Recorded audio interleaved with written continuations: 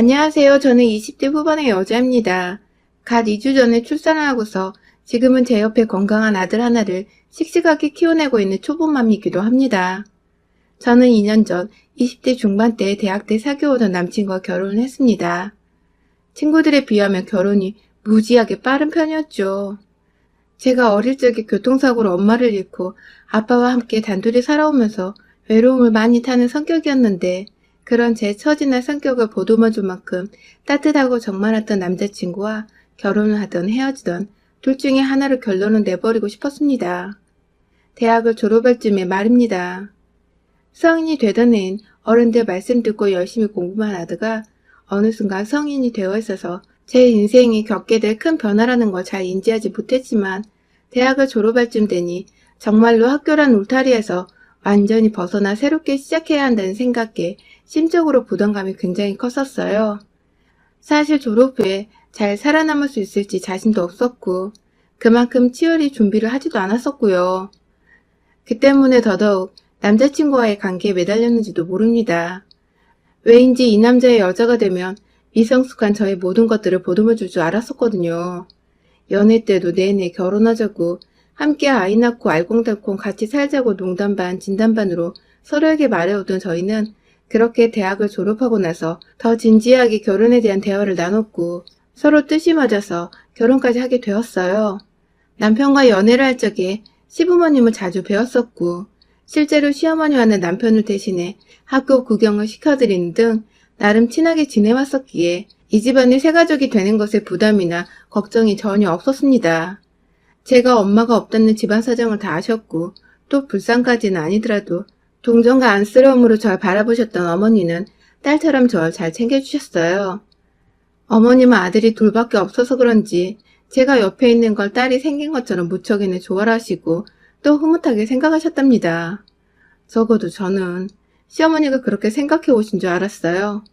그런데 결혼을 하고 나니 역시 고부 사이는 딸과 엄마같이 모녀 사이가 될 수 없더라고요. 시어머니가 전과는 달리 저를 더 이상 딸같이 챙겨주려 하지를 않으시는 겁니다. 이러한 어머님의 변화는 정확히 결혼식을 일주일 정도 앞뒀던 때부터였던 것 같아요. 저는 시집을 올 때 남편과 딱 반반을 해왔습니다. 친정아버지의 도움을 받아서 지금 살고 있는 신혼집의 명의도 남편과 정확히 반반 나눠 돈을 내서는 공동 명의로 구매를 했죠. 남편이나 저나 그 당시 갓 학교를 졸업했던 사회초년생이었고 저는 특히 전공을 살리지도 않고 아무 중소기업이나 친구들 따라 취직을 해서 일하고 있던 직원이었거든요. 그래서 모아놓은 돈이 정말 한 푼도 없었었죠. 하지만 다행히도 남편은 남편대로 시부모님께서 경제적인 여유도 있으셨고 저는 저대로 친정아버지께서 하나밖에 없는 자식이었던 저를 위해 오랫동안 돈을 모아오셨던 터라 결혼하는 데 있어서 필요한 모든 금전적 도움을 받을 수가 있었습니다. 사실 아빠가 좋은 회사에서 오랫동안 근무를 해오시고 계시기에 저는 제 앞가림만 늘 신경을 썼지 아빠의 노후 준비나 금전적인 문제에 대해서 깊게 고민을 해본 적이 별로 없었어요. 그런데 시어머니 입장에서는 이게 다 문제였더라고요. 엄마 없이 불쌍하게 자라온 애인 줄 알았더니 신혼집 구하는데 그 큰돈의 절반을 턱턱 내고 결혼 준비하고 시댁에 보낼 예물 예단까지 모자람 없이 준비해서 턱 하고 내놓으니 어디서 갑자기 부잣집 며느리가 나타난 것 같으셨는지 절 괜히 낯설게 보고 전과는 달라진 것 같다는 말씀을 자꾸만 입 밖으로 내뱉으시며 저와 거리를 두기 시작하셨어요. 보통의 시어머니 같으면 결혼 준비에 금전적으로 도움을 줘서 고맙다는 말이 먼저 나와야 할 텐데 저희 어머님은 오히려 결혼하는 아들이 기가 죽어 가는 건 아닐까 싶어서 쓸데없는 걱정을 하시며 괜히 며느리와 거리를 두셨죠. 그래서 전 잘해놓고도 욕을 먹는 것 같아서 괜히 기분이 찝찝했어요. 아빠는 아빠대로 시댁에서 좋아하지 않으시냐며 돈이 더 필요하면 언제든지 말만 하라며 뿌듯해하고 계신데 정작 저희 시댁 아니 시어머니는 반은도 시큰둥하고 오히려 불쌍해 보이던 애가 알고 보니 부잣집 딸내미였다고 사기를 친 며느리 마냥 쳐다보시니 이 오해를 어찌 풀어내야 할지 까마득했죠. 그래도 저 좋아해주고 챙겨주는 남편을 바라보며 즐겁게 결혼식을 마무리 지었는데요. 신혼집에 들어가면서부터 본격적으로 시어머니와 약간의 트러블들이 생기기 시작했어요. 아파트값이 오를 거라며 투자하는 셈 치고 처음부터 넓은 평수대로 골랐는데 둘이서 살 집이라 그런지 집이 무지하게 크게 느껴졌죠. 새 아파트는 아니어서 기존 집의 인테리어 시공까지 싹 다 새로 했고 너무 정신이 없어서 가구들은 결혼식을 치른 후에 남편과 함께 돌아다니며 하나씩 채워가기로 했는데요. 막상 살다 보니 당장에 필요한 것들이 너무 많은데 둘 다 직장을 나가야 해서 가구를 볼 시간이 주말밖에 없더라고요. 그 와중에 남편은 결혼식에 신혼여행까지 몸 쓸 것들이 많아서였는지 몸살이 크게 나는 바람에 주말 동안 내내 침대에 알아 누워 있었고, 결국 저는 밤새도록 남편 간호를 하다가 급한 대로 혼자 친정 아버지께 연락을 드려서 가구를 보러 다녔습니다. 가구 살 때 필요한 돈은 결혼 준비한다고 남편과 반반 모아놨던 돈으로 해결했고요. 그런데 그렇게 평일도 주말도 일하고 가구 본다고 정신이 정말 하나도 없던 그때 시어머니가 다짜고짜 전화가 오셨었어요. 회사에 있었는데 문자 확인하자마자 전화 달라고 메시지 하나 떡하니 보내신 시어머니의 연락에 급하게 밖에 나와 전화를 드렸는데 회사인지 옆에 아무도 없는지를 확인하시고는 망설임도 없이 곧장 본론을 꺼내시더라고요. 주말에 아들한테 전화를 했더니 아들은 아프다는데 너는 가구를 보러 갔다더라면서 아픈 남편을 두고 쇼핑할 정신이 있냐며 너가 어려서 그런지 철딱서니가 정말 없다고 누가 들어도 기분이 퍽 나쁠 만큼 제 흉을 제 앞에서 보시고는 본인 할 말 끝나자마자 전화를 끊어버리셨어요. 결혼 초에 시어머니한테 한 소리 들어버린 거라서 뭐라 말대답을 할 수도 없이 가만히 들으며 죄송하다는 말씀만 드리긴 했는데 전화를 막상 끊고 나니 속에서 막 서럽고 뒤늦게야 저도 화가 나더라고요. 아들이 몸살이 났으니 걱정되는 어머니 마음도 충분히 알겠고 그런 아들 내버려두고 밖에서 신난다고 쇼핑을 하고 다녔을 며느리가 미웠을 어머님의 의중도 다 알겠는데 사실은 그게 아니었으니까요. 저도 남편하고 살림할 때 필요한 가전에 당장 식탁도 제대로 들어서 있지 않아 바닥에 상 차리고 쭈그린 채 밥을 먹고 출근했던 터라 조금이라도 빨리 남편과 편하게 살아보려고 쉬는 주말에 일부러 벼락치기 하듯 하루 종일 발품 팔아 다녔던 건데 제대로 오해를 하고 저를 나쁜 와이프 마냥 욕하시니 울컥했어요. 그날 결국 집에 가서도 남편과 처음으로 부부싸움이란 걸 했었습니다. 도대체 어떻게 어머니께 말을 전했냐고 집에 돌아서자마자 남편 데려앉히고 언성을 높였는데 남편은 남편대로 그냥 사실대로 너 가구 보러 갔다는 말밖에 안 했었다며 억울해하는 바람에 남편과의 싸움은 어영부영 넘어가게 되었어요. 그렇게 전화 한 통으로 완전 서먹해져 버린 고부 사이로 뭘 어찌해야 모르겠다가 그래도 제가 아랫사람이니까 먼저 오해를 풀어드려야 할 것 같아서 주말을 맞아 시댁에 찾아갔고 어색했지만 함께 밥을 먹으며 또 없던 일처럼 잘 풀었고요. 뭔가 화해하고 나면 아무것도 아닐 일인데 왜 굳이 기분 나쁜 소리를 하셨나 싶어 나중엔 허무하기까지 했죠. 이런 게 결혼 생활이구나 싶어 결혼의 현실을 신혼 초부터 적나라하게 배웠답니다. 그 후로는 남편도 최대한 시어머니께 저에 대한 말을 전하는 것에 있어서 조심을 했고요. 시어머니도 남편이 저에 대해 별다른 말을 전해주지 않으니 재미가 없으셨는지 또 전화를 하고 뭐 하는지 뭘 먹는지 등의 꼬치꼬치 캐묻는 질문을 더 이상 던지지 않으셨어요. 그 덕에 비교적 서로 기분 상할 말이 오갈 정도의 오해받을 일도 없었고 저는 자연스레 남편과 새 가정 꾸리는 것에 온전히 몰두를 할 수 있었죠. 그날 첫 부부싸움 이후 저희는 나름 둘만의 반성도 했고 다시는 또 싸우지 말자며 서로에게 갖출 예의는 다 갖춰가며 이상적으로 지냈어요. 둘 다 직장인이다 보니 번갈아 가며 청소도 하고 평일엔 바쁘니까 대충대충 해먹었지만 주말이 되면 각 잡고 먹고 싶은 거 서로에게 차려주면서 지금 되돌아봐도 너무나 사랑스러울 정도로 잘 지냈어요.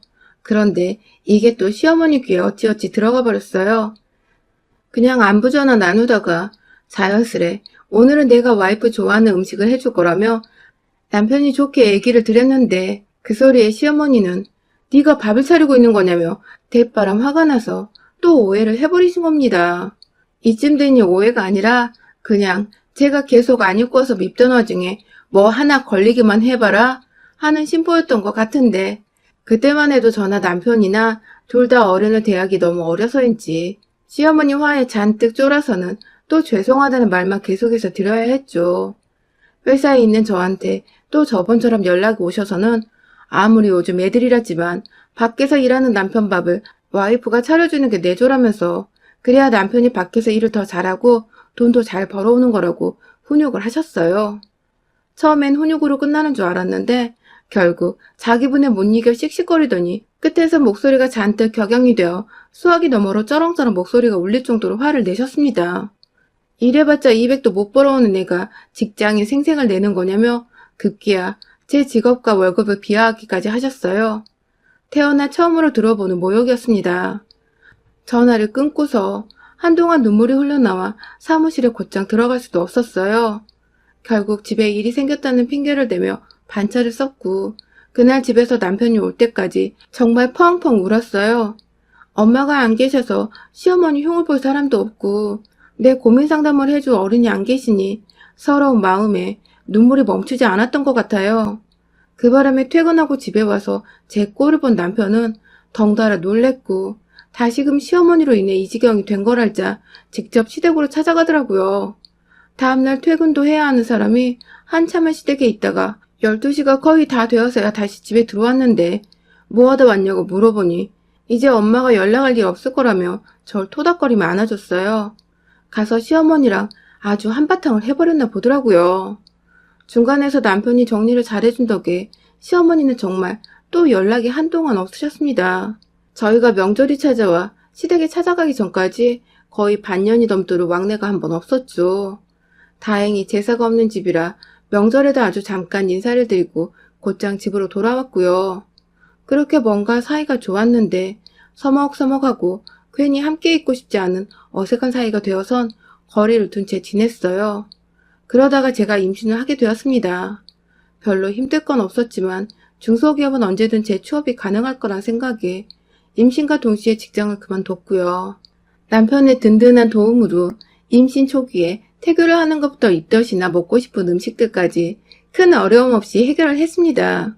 첫 아이라 그런지 남편도 우리 사이에 무언가 연결고리가 생긴 것 같다며 매일매일 아빠가 되는 것에 설레어 있고 보다 제가 긍정적인 마음으로 태교에 전념하도록 시어머니와의 연락은 더욱 철저하게 차단을 시켰어요. 그래봤자 저녁이 되어 혹여나 시어머니가 연락 오시면 몰래 안방에 가서 전화를 받는다든지 저한테까지 전달하지 않고 알아서 전화를 끊어버리는 정도였지만 그것만으로도 저는 무척이나 만족스러웠습니다. 시어머니 목소리만 들어도 저한테 바락바락 화내던 과거의 모습이 오버랩되며 심장이 벌렁벌렁 거렸거든요. 저한테도 아이한테도 시어머니 목소리는 안 듣게 하는 게 최선이라고 생각을 했죠. 그래도 며느리니까 중간에서 아무 잘못 없는 시아버지께는 일부러 출근하신 시간에 전화를 드려서 안부를 묻곤 했고요. 그러다가 드디어 출산을 했습니다.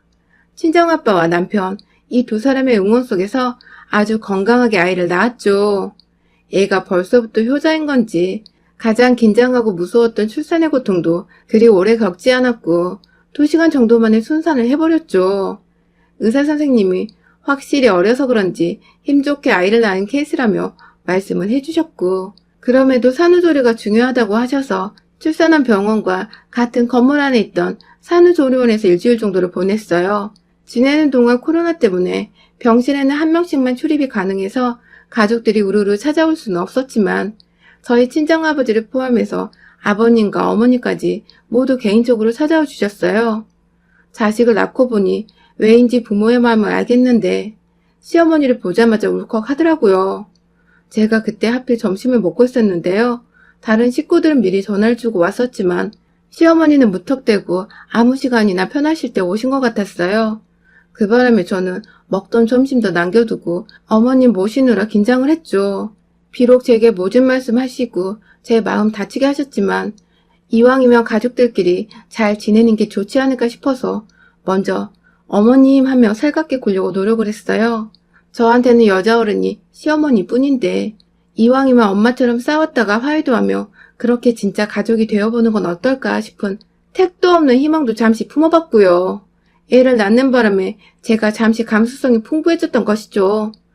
그런데 살짝 어색하고 미묘했던 저와는 달리 시어머님은 처음 조리원 병실에 들어오시던 순간부터 제게 아주 푸근하게 대하셨어요. 아주 전에 아무런 갈등이 없었던 것처럼 자연스레 들어오셔서는 제게 축하한다는 말씀도 없이 얘는 어디서 봐야 하는 거냐며 무턱대고 조리원 직원분을 찾더라고요. 코로나로 외부인들은 아이를 보는 것이 금지라고 병원 입구서부터 쭉 적혀 있었을 텐데 공지를 다 무시하고 말입니다. 내심 섭섭한 마음이 컸습니다. 아이보다 저와 함께한 시간이 더 오래되었을 텐데 제 걱정 한 번 안 해주시는 모습이 참 차가워 보이셨죠. 애써 마음 짓누르며 시어머니께 코로나로 아이를 볼 수 없다고 나중에 퇴원하며 마음껏 보여드리겠다고 말씀을 드렸어요. 아무런 악의 없이 말입니다. 그런데 우리 시어머니는 이걸 또 이상하게 받아들이셨어요.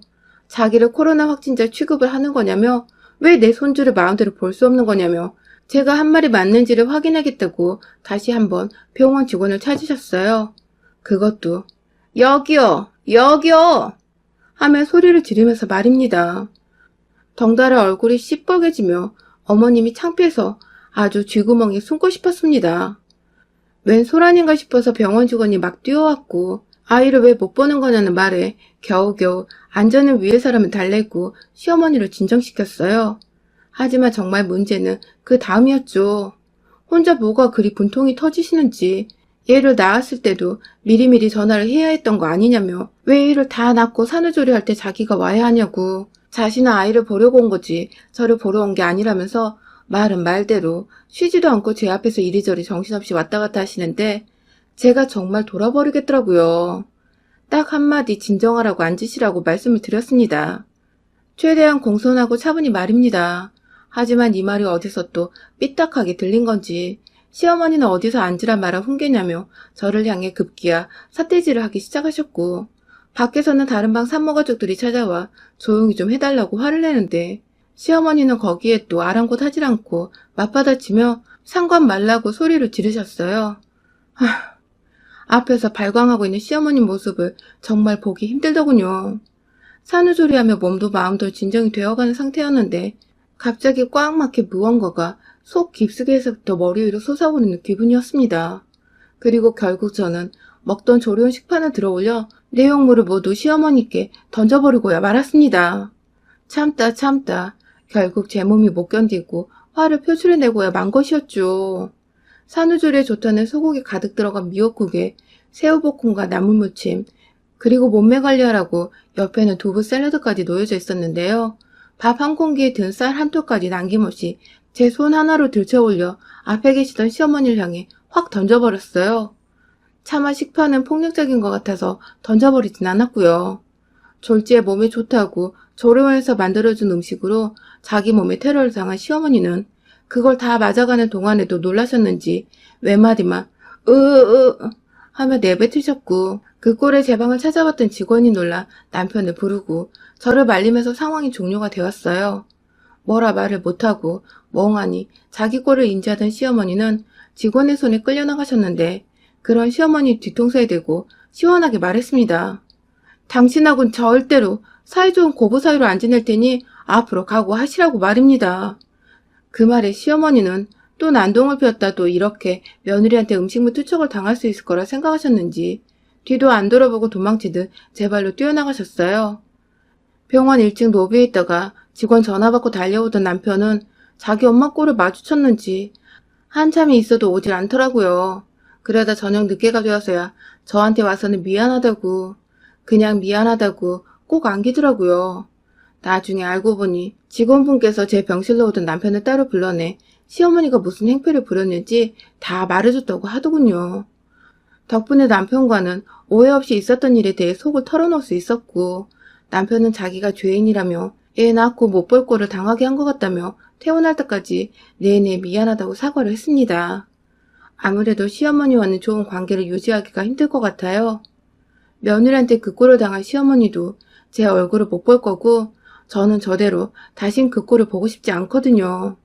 화목하고 엄마 같은 시어머니를 두지 못하는 게 좀 아쉽긴 하지만 정말 그간 제 속을 건드리고 울컥하게 만들었던 거 생각하면 다시 돌아가도 몇 번이고 시어머니를 홍군형을 내줬을 겁니다. 막 결혼해서 시어머니한테 제대로 된 대접도 못 받고 사는 며느리분들 절대 참지 마세요. 참으면 저처럼 뒤늦게야 펑 하고 화가 터진답니다. 뭐 결론은 해피엔딩이지만 말입니다. 여러분의 생각은 댓글로 남겨주세요. 오늘도 시청해주셔서 정말 감사합니다.